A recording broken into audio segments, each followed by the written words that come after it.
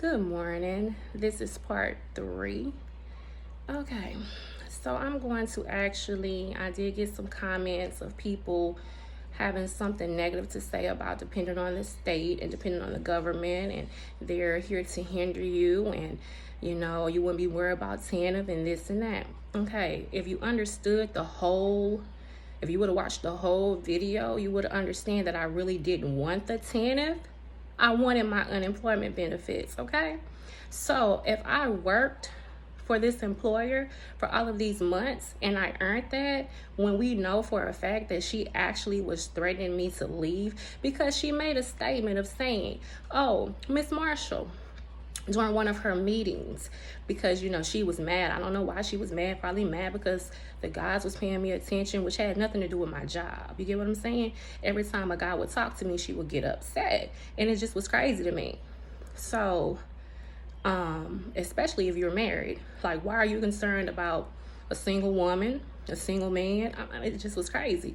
So having conversation at that, no one could talk to me. If she found out, she was going to interfere with it. That's just what she was doing. No matter how good I did the job, when I told you, state always came out and always told her what was wrong with her business. And instead of addressing that at the meeting, she made it all about me.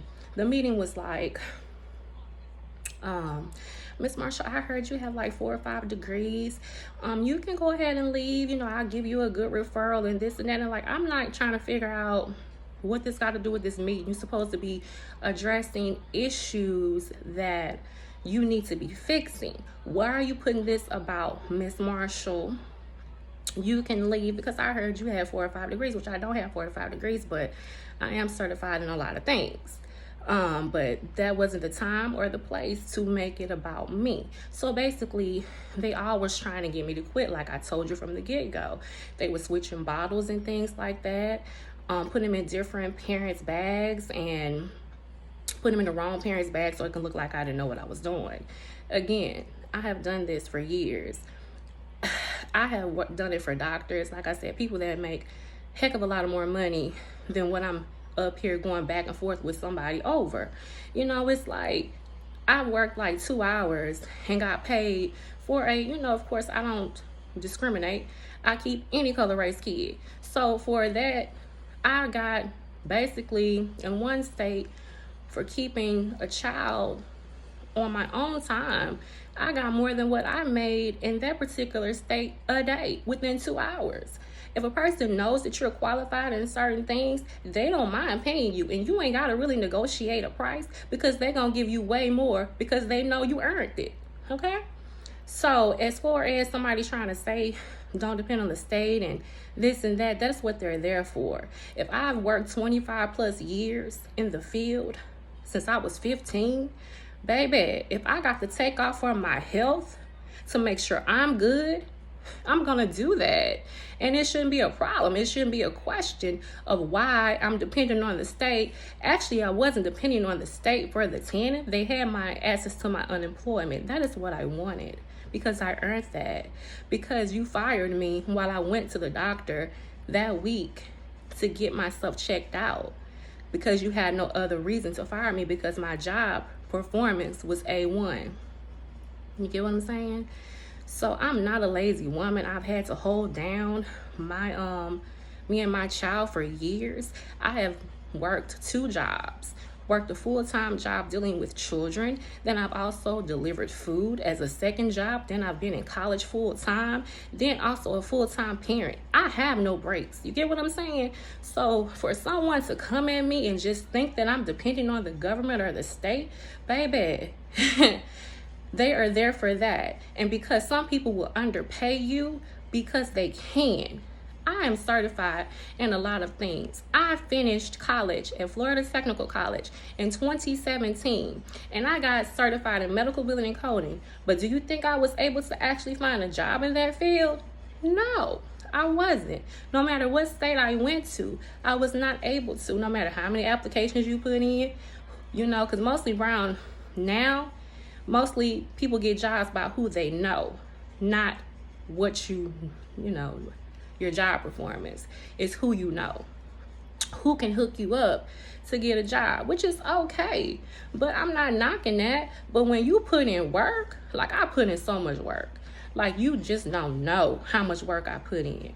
I would love, but see, when you go places and you really don't know people, to get the hookup, you have to base it off your certification and things like that.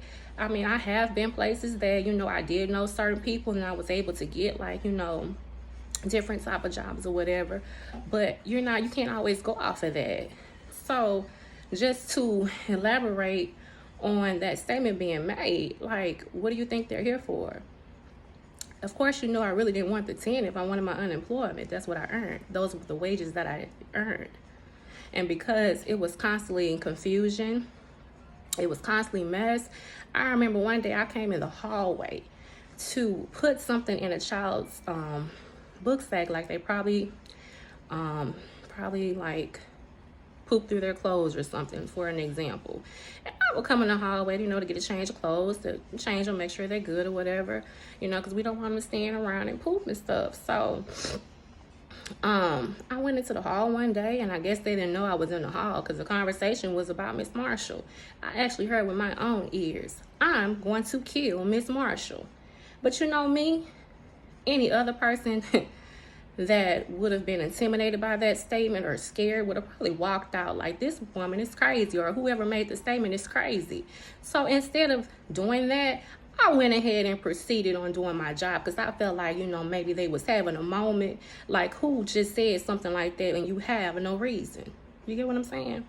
So then I couldn't even go on a lunch break. I'm not one that, I was just a worker. So therefore, why are you calling me on my lunch break? You are the owner. You know what the heck you're supposed to be doing. Why are you calling me acting like you don't know what to do while I'm gone?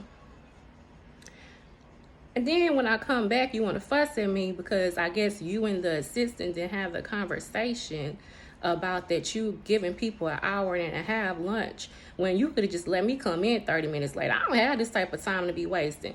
Look, once we going past an hour over lunch, you can just let me come in later, and then at that point, I can take my hour lunch, because this is ridiculous, taking an hour and a half lunch, and then I'm getting questioned about it. Y'all didn't discuss this while you coming at me? Like, it was no communication. It was always one person blaming the next person. It was just so much confusion and mess.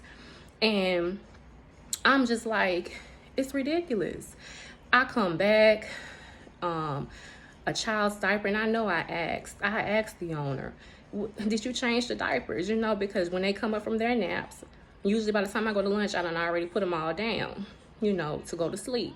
So by the time, if they wake up during the time I'm gone, you're supposed to change them. Common sense. So I remember I asked her about a particular child. Was the child changed? She told me yes. But I just had this instinct. I was like, okay. I had this intuition. I was like, I don't know. Let me just double check. The child's diaper was soaked.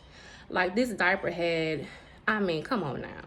If the child was already up and then had a bottle or whatever, you were there for a whole hour and a half.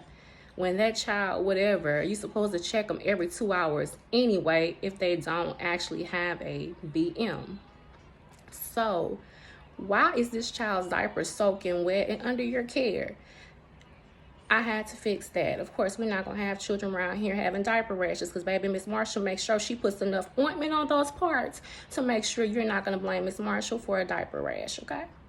So after that, we go into one of the children. I see that they're not strapped in the bouncer. And I'm like, now what? It's like they do stuff like that to try to make you be the person of not knowing how to do your job. So if I wasn't very paid attention, this child would have fell out the bouncer, because when I was on my lunch, you didn't snap this child back. Stuff like that.